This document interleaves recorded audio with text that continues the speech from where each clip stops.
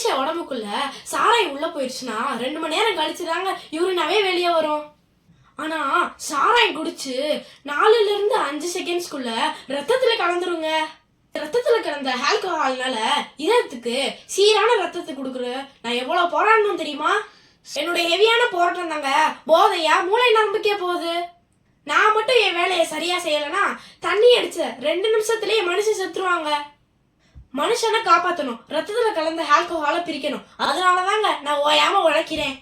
நான் சாதாரண ஆள் நினைச்சிங்களா? நான் 1000க்கும் மேற்பட்ட என்சைம்களை உருவாக்குறேங்க. உங்க உடம்புல சின்ன காயம் ஏற்பட்டாலும் அதை உடனே மூளைக்கு சொல்ற ஆள் நான் தாங்க. அது மட்டுமா, அந்த காயத்துல ஏற்படுற ரத்தம் வெளியேறதுக்கு முன்னாடி புரோத்ரோமின்ற ரசாயத்தை அனுப்பி வைக்கிறதே நான் தாங்க. அந்த ரசாயனம் என்ன செய்யும் தெரியுமா? அந்த ரத்தம் வெளியேறும் போது ஒரு சிலந்தி வலை மாதிரி அமைச்சு அந்த காயத்தையே சரி பண்ணிருங்க. நான் மட்டும் இந்த வேலையை செய்யலாம். ஒரு சின்ன காயம் போதும் உங்களை கொல்றதுக்கு. இந்த மாத்திரை எல்லாத்தையும் நச்சுத்தன்மை நிறைஞ்சிருக்குல, அந்த நச்சுத்தன்மையை உங்க உடம்புல சேராம தடுத்து அதை பாதுகாக்கிறதே நான் தாங்க. இந்த குட்டி மாத்திரையில இவ்வளவு விஷத்தன்மை இருக்கே, அப்ப நீங்க குடிக்கிற சாராயத்துல எவ்வளவு விஷத்தன்மை இருக்கும்?